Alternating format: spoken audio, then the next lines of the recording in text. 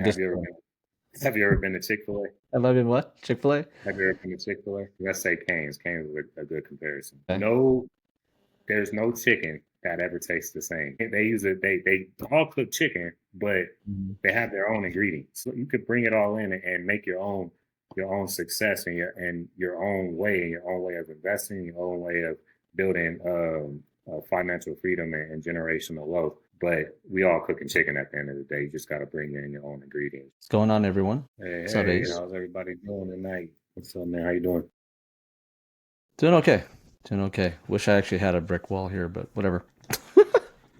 It's one of those days. No.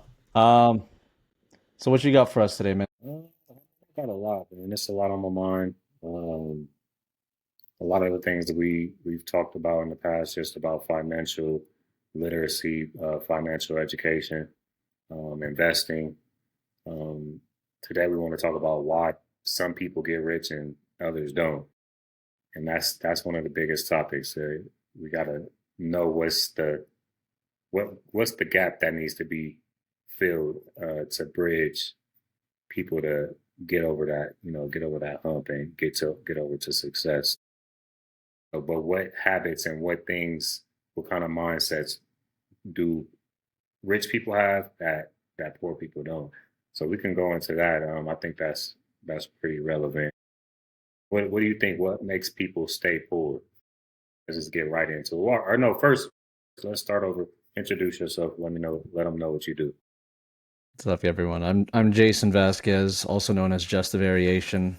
I teach about finance, not only as a career, but also on social media. Just a variation is all one word. You guys can find me on social media, whether it's YouTube, TikTok, Instagram. I probably take up the first page or two of Google if you look me up. But and then I also make music about it too. So that's the little fun part about me is I will actually rap about finance and make music about it and yeah, living it, man. And you guys know Ace Billions. Go ahead. Well, I hope you guys know me, but if you don't know me, my name is Ace Billions. Um, from Las Vegas. Well, not originally. I grew up in Las Vegas. I'm from California originally, but Me I too. represent San Bernardino and Las Vegas. Um, uh, Investor, commercial broker, mainly focusing on private equity assets.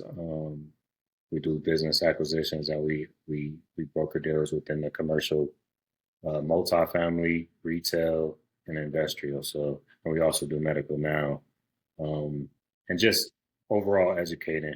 That's my biggest thing. I love to bring the information and the wealth of knowledge when it comes to financial literacy and investing. Um, just put it out to the world so that we all have the tools to win. Um, but I'm the CEO and a founder of Elite Capital, which is a private equity real estate company, um, located in Vegas. Um, so we actively raising capital, actively doing deals, brokering deals, selling deals, raising capital for those deals. So if you guys are interested in any of that type of stuff, any of those type of services, financial services, or and you want to get into any of these deals, go ahead and DM us, and I'll send you over something, um, with the information on what we have. And send us deals as well. We always open to looking at deals and evaluating, to see if they fit into our buy box. But yeah, so let's get into it. Get into it. Into why people are poor and why people get rich. What makes the difference? What's the separator? Well, first of all, poor, how do you determine what that is, right? So there's one thing as being financially poor, but there's also another thing as being mentally poor. And I really Right. think that we have to differentiate those two. But, you know, mentally poor is something completely different. I think we'll get into that in a little bit. Let's start with being financially poor. It really comes down to like the habits, right? And it maybe stems off of being mentally poor as well, because you have a limited mindset and thinking that instead of, how can I afford this? You're just thinking, I can't afford this. You're not really thinking the proactive route of, okay, let me figure out all the ways that I can, right? Um, and it really comes down to the habits. our thoughts become exactly what we do. And if we're doing the things that aren't going to make us money and it's just costing us money and there's really no return on investment, whether it's an investment of time or investment of money, then yeah, we're going to make bad choices and that keeps us financially poor. Um, what do you think? I'm sure that I might just be oversimplifying it, but No, I believe that it's mindset, habits, and just the choices that we decide that kind of lead us into a direction. Um, I really think we continue to go through these patterns and these cycles of knowing we're making certain decisions that aren't beneficial to the overall outcome, but we continue to make those choices. And sometimes it could be unconscious. So a lot of things like eating, like for example, if you if you're lacking in nutrition, if you're lacking it and you know that your diet is messed up, it's times where you just go on autopilot and you just find yourself eating a cheeseburger from Burger King, and then I'll take you an you look up avocado. and realize like yeah, you look up and realize like you that you're eating bad after you already told yourself that you were gonna stay on a diet. You know what I mean? The same thing with your financial diet. People tend to lose track and make unconscious decisions when they're not paying an attention. And I think when it comes to money specifically, it's just like a woman. If you don't pay attention to it, it'll leave you. So I think that those things relate so much. If you don't put attention or energy into something, it'll die or it'll leave. So the decision to track, the decision to find sources that are sustainable and to save and invest. It's a very simple recipe. There's nothing new under the sun when it comes to how to build a financially strong financial health in a way. Like if you really want that wealth, there's ways that have been told since the beginning of time. One of my favorite books is um, the the Babylon, the richest man in Babylon. Richest Man in Babylon, yeah. Yeah, that's one of my favorite books, man. It's simple, just plant the seed and multiply. Yeah. And that's actually it's cool that you mentioned, saving and investing as we're having this and it's somewhat related here. Um, I'm on a group text with my family, and all I see is that my mom has already helping with my daughter, like on the saving and investing. Here, save this, invest this, like already teaching and stuff like that. I'm like, cool, just in addition to what I'm doing. So, and I think you've started doing the same thing, so that way you can teach people from a younger age to not remain poor, basically, right? And when I talk about being rich, I'm not just talking about money. It's control, and especially over your time, energy, and the Hmm. options like, that you have, like actual freedom. Financial freedom is actual freedom. You're able to make the choices and have take back control over your life and your time. Like that's all. That's really what it's all about. The material dollar is just a tool in order to get that. So when we're talking about money here, or we're talking about riches here, we're really talking about you having the control, Hmm. you having the power over, like I say, your time, energy, and options. So for those that are, let's say they're not poor, let's say they're more rich. Um, I mean, is it just the habits, or, I mean, it comes from here, right? They're mentally rich, but their habits. Are you saying that they're doing something different, and if so, what would those things be? Yeah, making better choices, understanding what's the appreciating um, asset and what's the depreciating asset, understanding what's going to grow your money and what's going to dilute your money.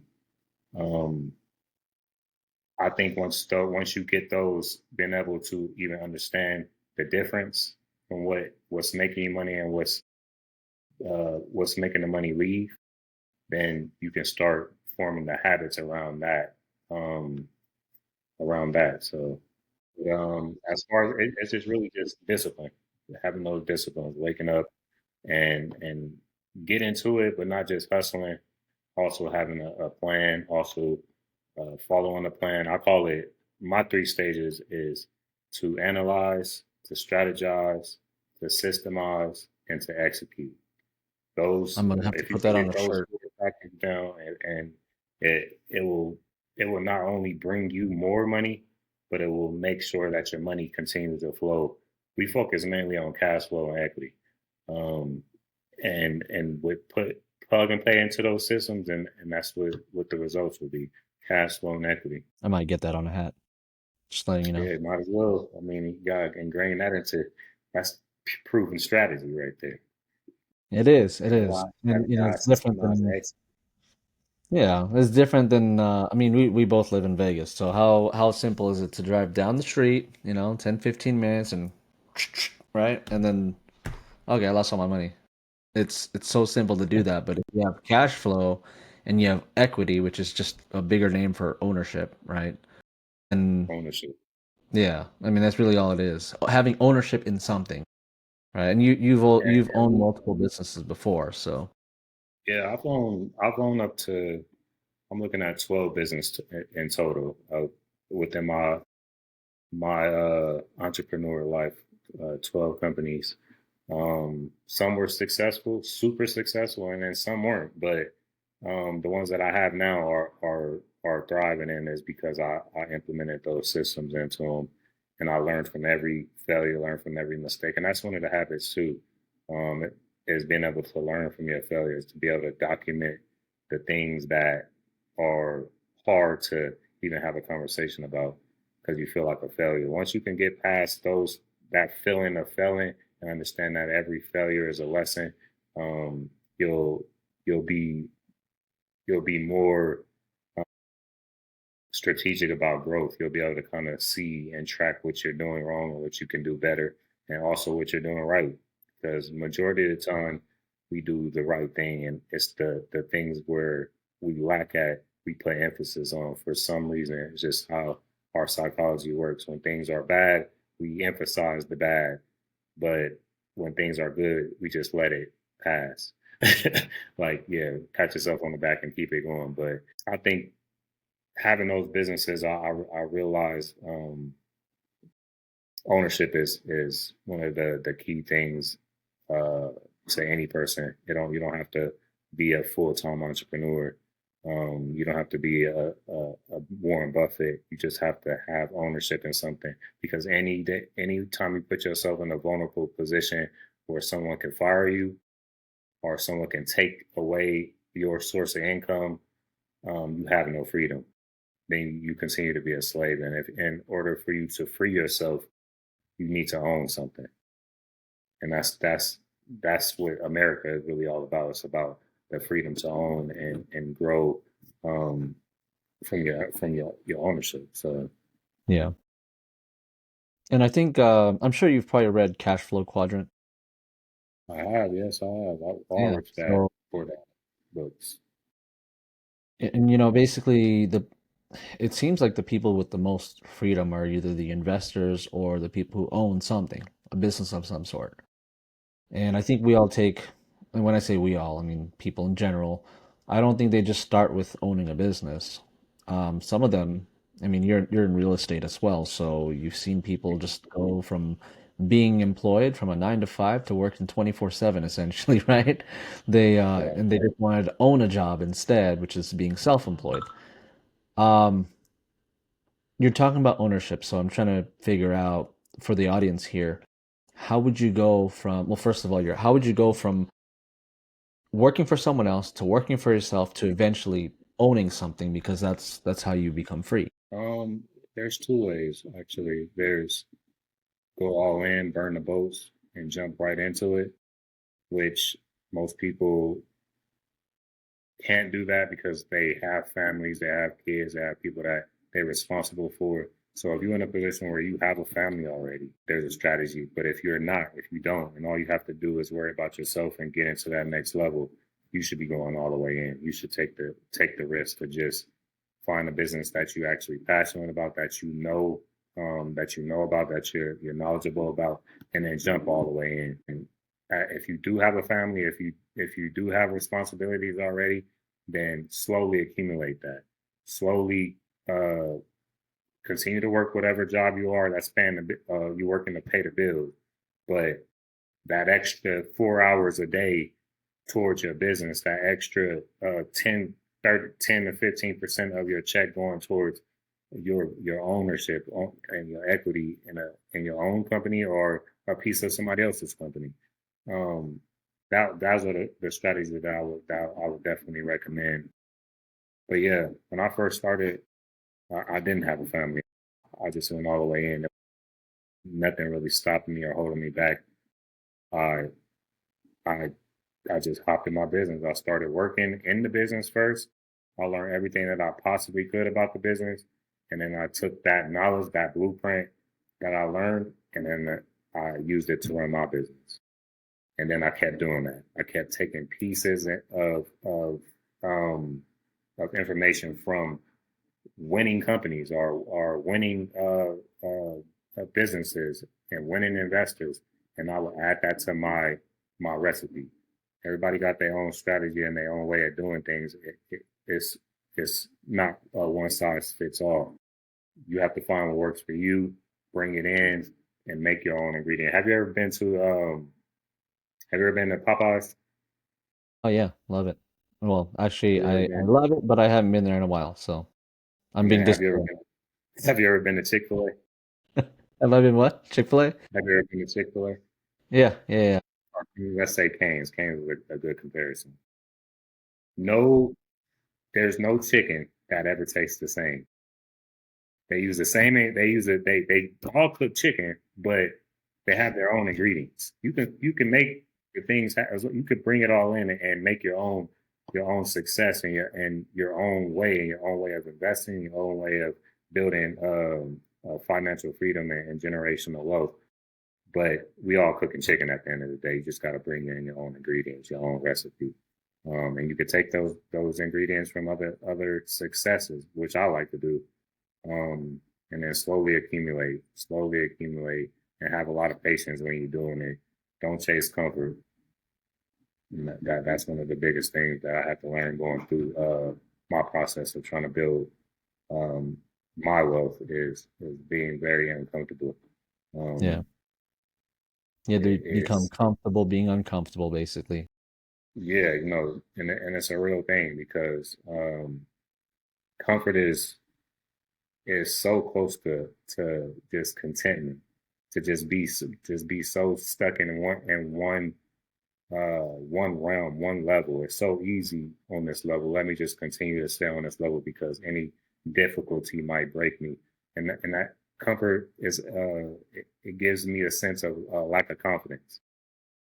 You have to have confidence if you really trying to leave the lower middle class and get to the higher the 1%.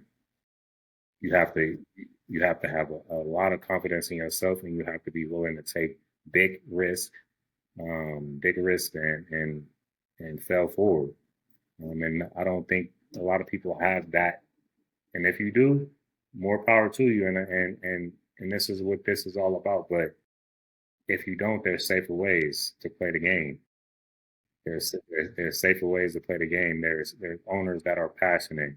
There's investors that are full-time investors that are very knowledgeable, that can take the investment money that you put to the side and grow it for you.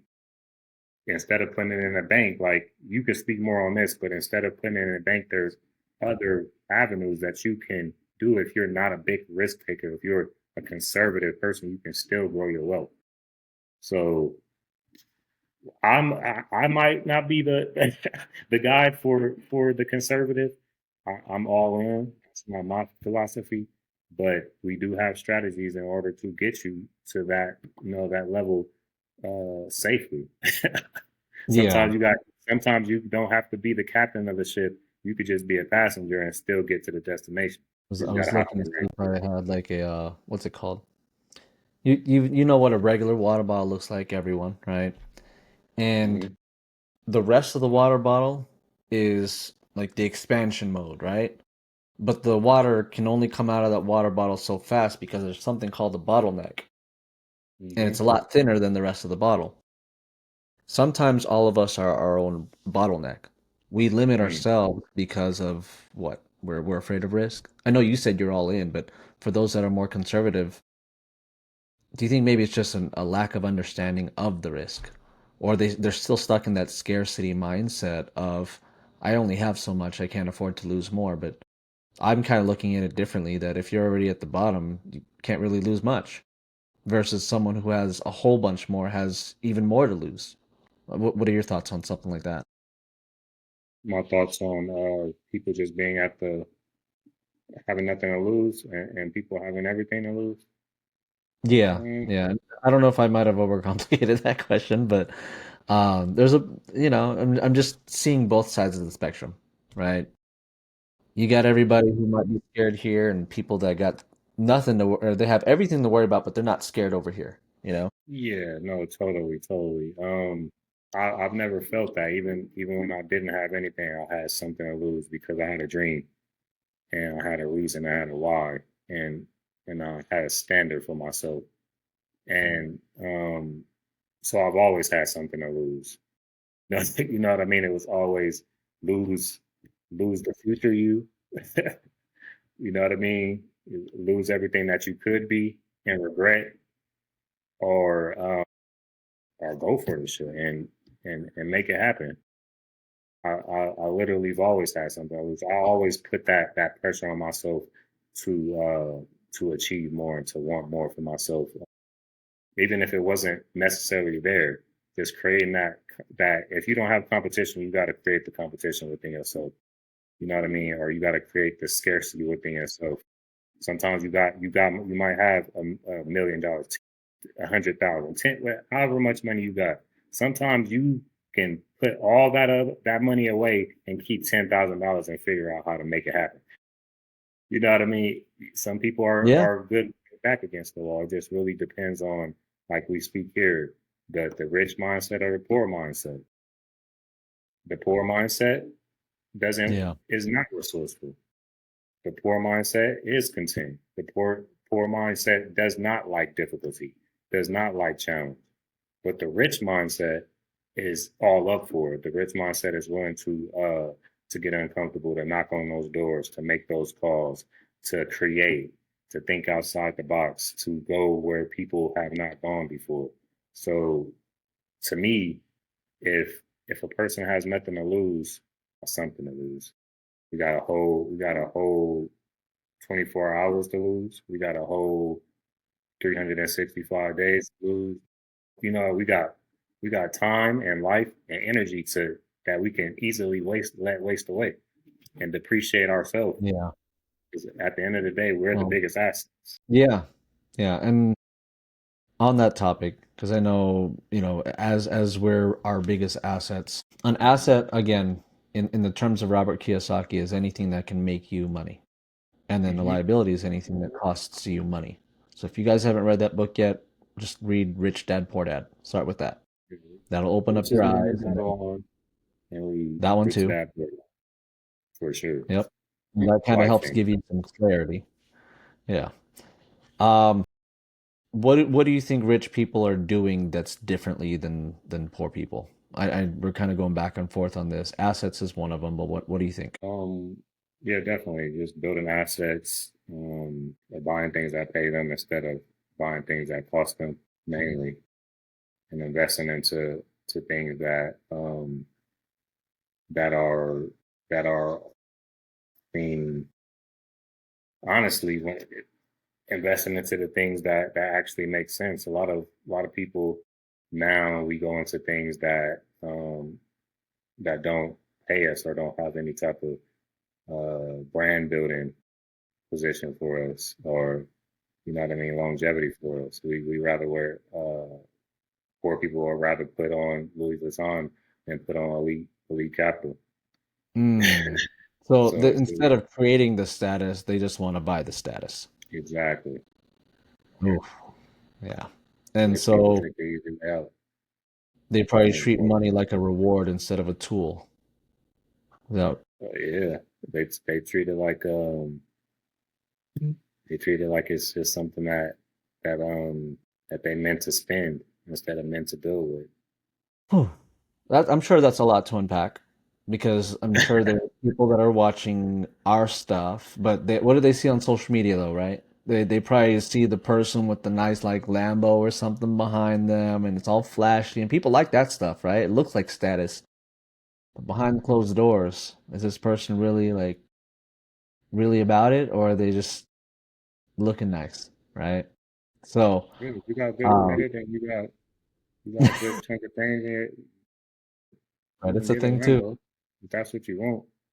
But like I said, and you could treat it like an asset as well if you rent it out, or you can drive it away until the wheels fall off. But my land is still gonna be there. My building is still gonna be there. My stocks is still gonna be there. My businesses are still gonna be there. And they're going to continue to generate cash instead of me paying a car note every month to the bank for something that I say I own, but I'm actually the bank owns. Um, Yeah. Well, so just rich people.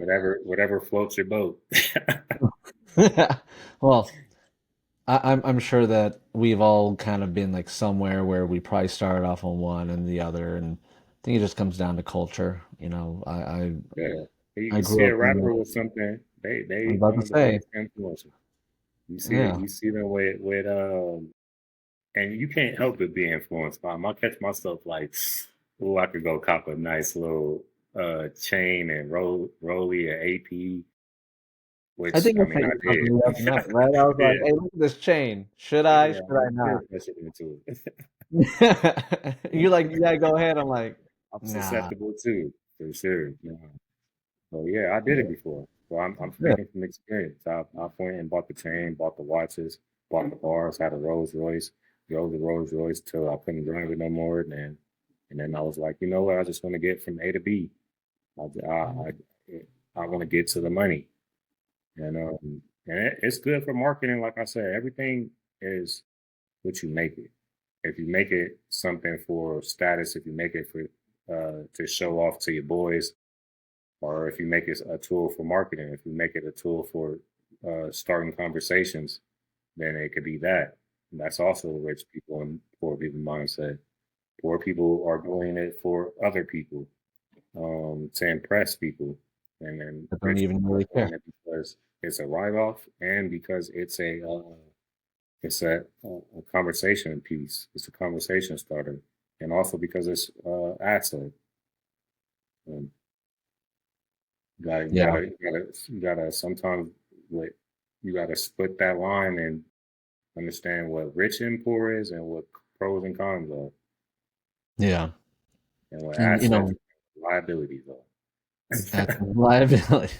Yeah. Well, how do you eventually become rich? And I think that comes down to, like we said, building the assets. But you ever heard that saying, like, your network is your net worth? Hmm. I know I've heard you say it, but for you guys that are watching, have you ever heard that saying? What's been your experience, Ace, as far as just that statement alone? Because that's what rich people are doing, I would assume, the books I've read. Yeah, that's one of the biggest things, the biggest tools in the world is networking. I think that's why social media um, can be a powerful tool as well because you can network across the world. But your network is your net worth because I I realize this way too late in my life, and I'm glad I get to speak to this now for people that's just catching this early. That money doesn't transfer without people. So even when you manifest money, because I'm big when it comes to visualization and manifestation. I meditate every single day, but I started having a block where I wasn't receiving, nothing was pouring into me because I was just manifesting money. Just, oh, I want this much money, I want this much. Then I started manifesting people that I could serve, that I can give value to, that I can connect, and understanding that they're the people that are going to are going to transfer the money to me. Money transfers through people. That's how economy works. So if you manifest a new client, your ideal client that's going to pay you $10,000 a month for services rendered, chances is you'll be able to have that and actually receive that. But going back to the networking aspect of is that if you don't, it's not even about who you know, it's about who knows you. So if you don't go out and make a presence for yourself, if you don't go out and shake hands and and meet the right people and get in the right circles, get in the right environments, not only will your financial status or your financial situation not be better, but your information um, won't either.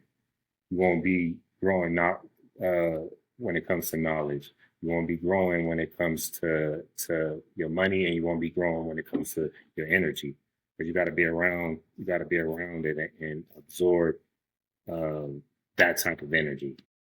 I really, truly believe that. So Energy too, huh? energy is everything. I'm learning here, guys, only because the way that I think is very, very like fact-based, logic-based, and so when I hear about energy and people, because I can make numbers, not, numbers don't lie. But then the variable with all of this is always the people. So it's really interesting when you say that it's been about building a network. And for anyone watching here, if this is right, just to your head, it's the same for me. And I say that because Ace and I have known each other for a while now. He remembers when I had hair, and I remember when he had hair. Yeah, that was a You know, good yeah, brother. Relax. I've always I been still kind got of a more. He's like, it just went from up here to right here now, right? No, I'm just kidding. So, yeah, it's it still for me, somewhat of anyone here who's very fact based, I've actually seen Ace go through his ups and downs, and for him to be able to say that live here, for everyone to hear about, it is about the network. It's not just about the chasing money. It's about chasing the network and becoming someone that people can know. That's hmm big, and I And not guess it even that, wasn't. just I'm out to that for sure. Because Yeah, it doesn't stop with networking and the reason why you haven't seen progress when you are networking, if you haven't, is because you have no value to give yet. You have to have something of value. You have to have the intention on giving value first before you ask for anything or plan to receive anything. Is give and thou shalt receive. that's interesting because usually it's ask and you shall receive. No, it's give and you shall receive. This is good. I Exactly. like this. Are you guys enjoying this? Shoot, I'm always enjoying this. So, all right. So basically, wealthy people they invest their time, their energy in networking. What else? I mean, you mentioned planning earlier. What specifically would you recommend as far as Um, planning and I will recommend budgeting, investing, reading, and tracking. reading? Those are some qualities that wealthy wealthy have, especially reading. Reading is big as well. Well, no, they all kind of equal. Yeah, budget and investing, reading and travel. Kind of have to do all of them equally, is what he's saying. It's not that one is more important than the other. They all kind of have to be done. And everyone just 25, kind of has 25, different 25. levels. Yeah, everyone just has different levels based on their situation of what needs to be done, right? So sometimes if you don't like reading, at one point I can tell you guys I hated reading, but it wasn't until I was looking for the knowledge, then that's when I started to love it. Because at least I wasn't reading like nothing against this one, but you and I remember a high school class where we had to read To Kill a Mockingbird. So, Hmm. like, yeah, I didn't really care too much about that. But I'm not dissing the work. It's a fantastic piece of work, but it has nothing to do with money, nothing to do with building wealth. So, all right. We talked a lot about the, rich mindset, and I guess a little bit about the poor And then mindset. Go I ahead. kind of want to go into like some tangible action steps because Oh yeah, that's good. wealth, building wealth isn't a theory. You know what I mean? It's not our theory. These are proven facts. These are things that help me. These are things that help the people that we come into proximity with, that are millionaires and billionaires. And the things that I see are they automate good decisions and remove emotion from money completely. Um, they don't rely on motivation. They build systems. Systems are the lifeline and the pipeline of your business and your investing. So you have to have systems. And every rich person has a routine that protects their money from their emotions. Yeah. Automation. You have to have automated processes in order to achieve success without emotions, because we very emotional when we hear something is going on in the market. We hear something is going on in the economy or in our cities. We tend to panic right off. It's fight or flight, and sometimes it's neither one. Sometimes a good investor or a good business owner knows how to stay still and stay calm, especially under those type of circumstances, under those type of when things poke at you. It's not saying that you're emotional or that you can't control your emotions, but these things can shake you, and you have to be able to weather through the storm. You got to be able to stay calm, and those systems to fall back, that foundation to fall back on, that you're building your empire on, has to be built on a strong foundation, and designed with a strategic blueprint. So I would say for the first step will probably be to get clarity. What's your real number? What's your freedom number? How much is it that's going to get you to that rich in that wealth? Step two, I would say, manage the money you have like an investor. Don't be a customer. Don't go out and the first thing that you think about is what can you buy or what bills you got to pay. You should be investing first. I know people say invest what's left over, but I invest first and spend what's left over. It's good. Okay. And then step three, build something that grows when you're not there. Business, real estate, or a brand that just continues to grow without your active daily activity, without your time as being the engine for your business or your real estate. You have to be able to manage. And if you don't know how to manage, you need to find someone that knows how to manage and partner with them. Like, not everybody's a good manager, not everybody's a good leader, but you can find people that can fit those roles and still grow to a level that you dream of. So, and then step four, I would say repeat that long enough to the results compound. So compound interest, I should get that out of the t-shirt. Results Actually, will yeah, that's compound good. day to day. Get 1% better every day. Put your system together 1% every day. Put your business best every day. A small percentage of whatever income you got coming in, and you see your pot grow. You'll be at the end of the rainbow. You guys Bars. heard I it should have here. been a rapper, though. A what? I should have been a rapper. I already made you a rapper. For you guys that don't know, I mean, I make raps and stuff, but I took one of Ace's TikTok videos, sampled it, and made a rap out of it. I was rapping most of it. Yeah, I tried. You have nuggets, man. I swear. If it's not gold bars, at least it's nuggets. I thank God I got nuggets because I'm His messenger. So everything that I say comes from Him. Everything that I think about comes from Him. So He just put it on my heart to say certain things at certain times, and and it all works out. It all comes out. And what's what's some uh what's some reasons why people on your end? What would you think? What would be something that they can put into play, actionable steps that they can use. Because you are the financial Wealth guru, the advisor. financial advisor. All right. So I guess, well, the first thing is you have to make a decision that you want to have things become better. Because if it's not internally aligning within you, then you're not going to stick to it, right? Now, if you're like, look, Mm-hmm. things need to be better. Everything in my soul is saying that things need to be better. I'm sick and tired of being sick and tired. Well, we should definitely talk, whether it's me or with Ace, right?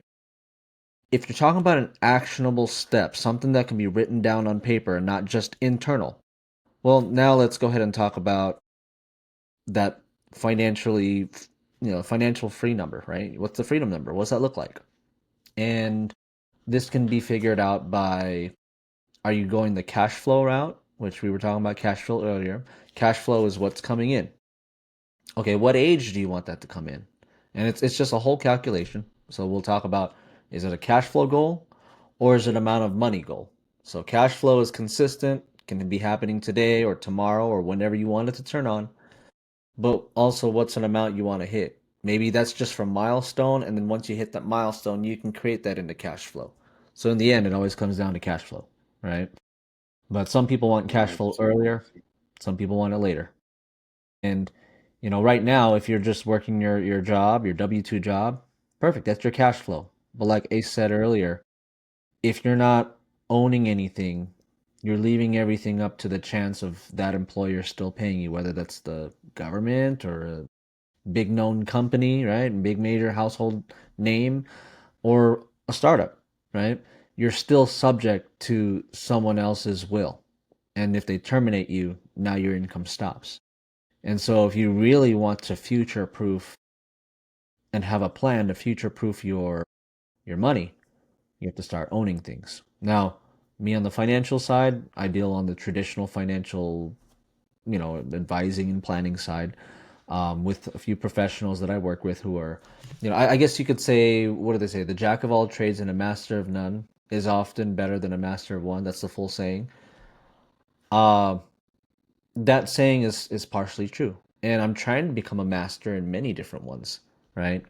But I just need to master it enough for me to understand it, that way I can get it to the person who's a specialist there.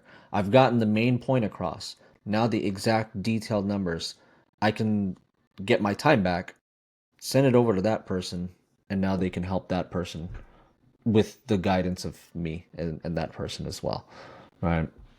So yeah, basically you have to start planning, figuring out what you want. Do you want cash flow? Do you want to start saving more money? It all starts with the decision. And I'm more than open to helping people with that. It just has to come down to the decision. We can't want this more for you than you want it for you, basically. Nope. So yeah, A little bit so. But yeah, so I mean that's our time for tonight. But I appreciate everybody tuning in, watching this video. Please, if you can, like and subscribe. Um, Leave a comment with any questions that you guys have, and if it's good, we'll speak about it on the next show. But yeah, let's keep this thing going. Let's keep growing. I'm sure they're all excited. I can see them. They're about to comment. Yeah, All let's right, get it. guys. We You, appreciate you. I'm talking to We you. really hope you. We know All you're right, gonna get the most out of everything. All right. You guys have a great. Till next time, basically. till next time. Billions out.